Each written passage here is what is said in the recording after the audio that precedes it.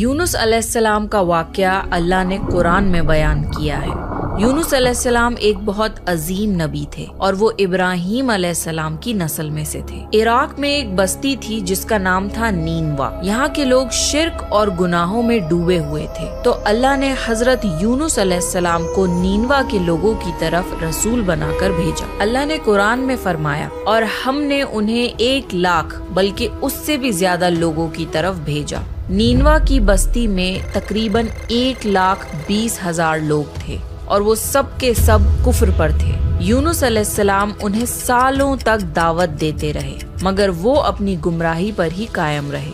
जब उन लोगों ने यूनुस अलैहिस्सलाम पर जुल्म करना शुरू कर दिया, उन्हें धमकियां देने लगे, तो आपने उन्हें अल्लाह के अजाब से मुताल्लिक आगाह कर दिया।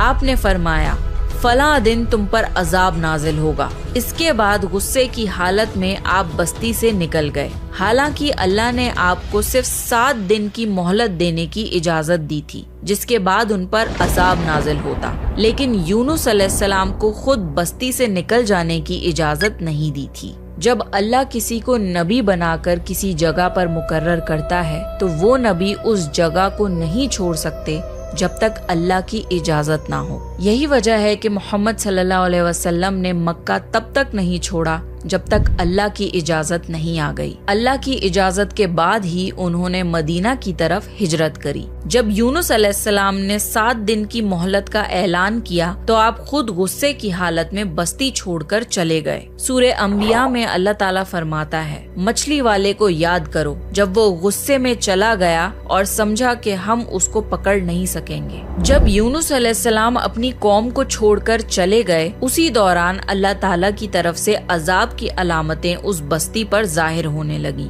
एक बड़ा सा काला बादल उनकी तरफ बढ़ने लगा। उस बादल में आग के शोले भी नजर आने लगे। उन लोगों ने पहले ही दिन इस बादल को देख लिया और समझ गए कि ये वही अजाब है जिसका जिक्र यूनुस अलैहिस्सलाम ने किया था। वो लोग आद और समूद और लूत अलैहिस्सलाम की कौम के अजाब के बारे में वाकिफ थे। ये अजाब उनकी बस्तियों के आसपास ही आए थे। उनके सरदार इकट्ठा हुए और कहने लगे, जिस तरह अजाब पहले लोगों पर आया, हम पर भी आएगा। जल्दी करो, सब तौबा करो। फिर उन सब ने इख्तिलाफ खत्म करके माना कि यूनुस अलैहिस्सलाम सच कह रहे थे। उन सब ने अल्लाह से तौबा की और ईमान ले आए, मगर यूनुस अलैहिस्सलाम उस वक्त वहाँ नहीं थे। वो तो बस्ती से गुस्से में निकल चुके थे। उन लोगों ने पुराने कपड़े पहने जमीन पर निकल आए, रोए, गिड़गिड़ाए और अल्लाह के हुजूर सजदा किया और मगफरत मांगी। उनके सरदारों ने सब लोगों को अलग अलग कर दिया, हत्ता कि माँ को बेटी से और बाप को बेटे से जुदा कर दिया। हर शख्स अलग अलग जगह पर दुआ और तौबा में मसरूफ हो गया। ये अमल 3 दिन तक चलता रहा। हर कोई अपने गुनाहों का इजहार करता रहा, अल्लाह से माफी मांगता रहा।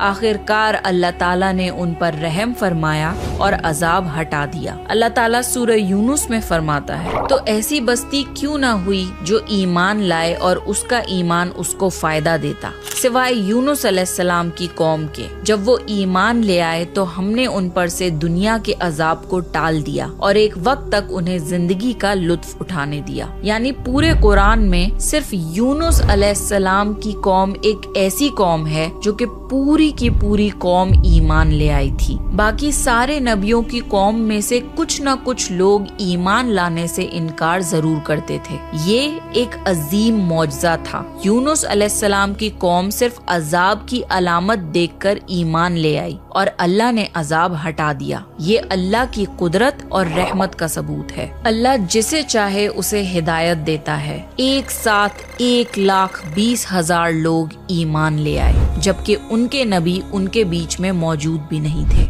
हजरत यूनुस अलैहिस्सलाम को इस बात का इल्म नहीं था कि उनकी कौम ईमान ले आई है। वो तो गुस्से में बस्ती छोड़कर समुंदर की तरफ चले गए थे। वहाँ उन्होंने एक कश्ती में सवारी की जो कि लोगों और सामान से भरी हुई थी। कश्ती जब समुंदर में चली तो एक तूफान आ गया। तूफान इतना खतरनाक था कि लगता था कि अब कश्ती डूब जाएगी। कश्ती के लोगों ने आपस में कहा, कश्ती के बोझ को हल्का करो, कुछ सामान समुंदर में फेंक दो। सबने अपना अपना सामान समुंदर में फेंका। कश्ती थोड़ी हल्की हुई, लेकिन ये काफी नहीं था। پھر لوگوں نے کہا کہ کسی شخص کو سمندر میں اترنا پڑے گا تاکہ کشتی کا وزن کم ہو۔ پھر ایک ایک چٹ پر ہر کسی کا نام لکھا گیا اور یہ ڈیسائیڈ ہوا کہ چٹ اٹھانے پر جس کا بھی نام نکلے گا اسے سمندر میں گرایا جائے گا۔ شفل کر کے ایک چٹ اٹھائی گئی۔ پہلی چٹ پر حضرت یونس علیہ السلام کا نام نکلا۔ پھر لوگوں نے آپس میں کہا، نہیں، یہ تو اللہ کے نبی ہیں، ان کے چہرے پر سجدوں کے نشان ہیں، انہیں چھوڑ دو۔ پھر دوبارہ چٹس کو شفل کیا گیا اور دوسری بار چٹ اٹھائی گئی۔ اس بار بھی یونس علیہ السلام کا نام نکلا۔ تو پھر تیسری بار چٹس شفل کر کے ایک اور چٹ اٹھائی گئی، مگر تیسری بار بھی چٹ پر یونس علیہ السلام کا ہی نام نکلا۔ جب بار بار یونس علیہ السلام کا نام نکلتا رہا تو آخر لوگوں نے مجبوراً یونس علیہ السلام کو سمندر میں گرا دیا۔ اس وقت اللہ تعالیٰ نے ایک بڑی مچھلی یعنی ویل فش کو حکم دیا کہ یونس علیہ السلام کو نگل لے، تو پھر اس ویل فش نے یونس علیہ السلام کو نگل لیا۔ مگر اللہ تعالیٰ نے مچھلی کو یہ حکم دیا تھا کہ یونس علیہ السلام کو چوٹ نہیں لگنی چاہیے۔ مچھلی نے یونس علیہ السلام کو نقصان نہیں پہنچایا۔ یونس علیہ السلام مچھلی کے پیٹ میں چلے گئے۔ آپ کو سمجھ آ گیا کہ یہ سب اسی وجہ سے ہوا ہے کہ آپ اللہ کی اجازت کے بغیر بستی سے نکل آئے۔ یونس علیہ السلام کو بہت پچھتاوا ہوا اور انہوں نے خود پر افسوس کیا۔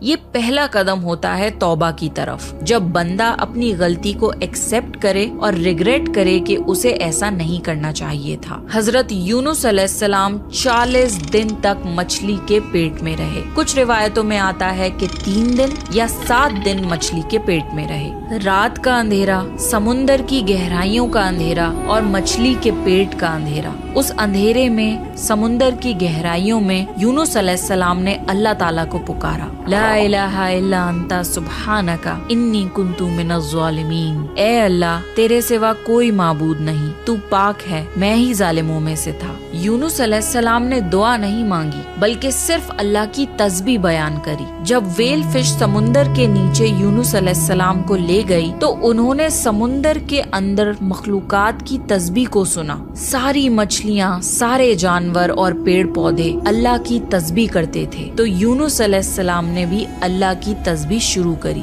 لا الہ الا انت سبحانک انی کنت من الظالمین۔ 40 دن تک یونس علیہ السلام یہ دعا مانگتے رہے۔ اس کے بعد اللہ نے ان کی دعا قبول کر لی۔ اللہ نے قرآن میں فرمایا، اور ہم نے اس کی پکار سن لی اور اسے غم سے نجات دے دی، اور ہم ایمان والوں کو اسی طرح غم سے بچا لیا کرتے ہیں۔ ویل مچھلی نے انہیں سمندر کے کنارے بیچ پر ڈالا اور چلی گئی۔ قرآن میں اللہ نے فرمایا، پھر ہم نے اسے ایک چٹیل میدان میں ڈال دیا اور وہ وہاں بیمار تھے، اور اس پر سایہ کرنے والا ایک بیلدار درخت ہم نے اگا دیا۔ مچھلی کے پیٹ کے ایسڈز کی وجہ سے یونس علیہ السلام کی سکن جل گئی تھی۔ اس پیڑ کے پتے بہت بڑے بڑے اور چوڑے ہوتے ہیں جو یونس علیہ السلام کو دھوپ سے بچاتے تھے، اور اس پیڑ سے ایک خوشبو آتی تھی جس کی وجہ سے کیڑے مکوڑے دور رہتے تھے۔ انہی اسپیشلٹیز کی وجہ سے اللہ نے اس بیلدار درخت کو یونس علیہ السلام کے پاس اگایا تھا تاکہ وہ ہر طرح کی تکلیف سے محفوظ رہیں۔ یہ ہے اللہ کی قدرت، سبحان اللہ۔ اس کے علاوہ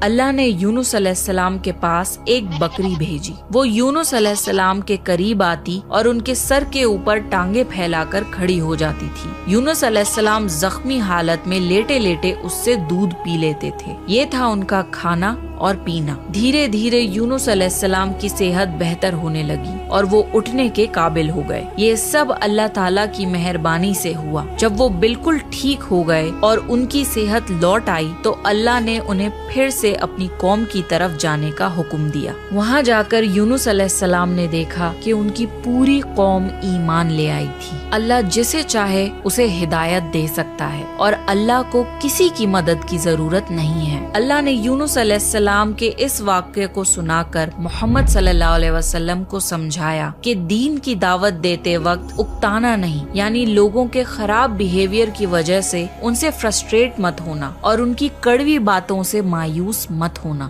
اللہ نے قرآن میں فرمایا، آپ جسے چاہیں اسے ہدایت نہیں دے سکتے، بلکہ اللہ جسے چاہتا ہے اسی کو ہدایت دیتا ہے، اور کسی کو دین کی دعوت دیتے وقت یہ ایکسپیکٹ نہیں کرنا چاہیے کہ وہ فوراً ہماری بات مان جائے گا، کیونکہ ہدایت دینے والی ذات صرف اللہ کی ہے۔ यूनुस अलैहिस्सलाम के किस्से में बहुत बड़ा सबक ये है कि हमें कभी भी अल्लाह की रहमत से मायूस नहीं होना चाहिए, चाहे हमारी गलती कितनी भी बड़ी हो। अगर बंदा सच्चे दिल से तौबा करे तो अल्लाह उसे जरूर माफ करता है। दूसरा सबक ये कि नेकी का काम, दावत देना या हक की बात कहना कभी छोड़ना नहीं चाहिए, चाहे लोग सुने या ना सुने। हिदायत देना अल्लाह के हाथ में है और हमारा काम सिर्फ पैगाम पहुंचाना है। तीसरा लेसन ये है कि गुस्सा और जल्दबाजी इंसान को मुश्किल में डाल देती है। जैसे हजरत यूनुस अलैहिस्सलाम ने गुस्से में अपनी कौम को छोड़ दिया, लेकिन बाद में उन्हें इस जल्दबाजी और गुस्से का पछतावा हुआ। और आखिरी सबक ये कि हम चाहे कितनी भी बड़ी मुसीबत में मुब्तला क्यों ना हो, अल्लाह हमें उस मुसीबत से निकाल सकता है और हमारे लिए आसानियां पैदा कर सकता है। भला सोचिए, यूनुस अलैहिस्सलाम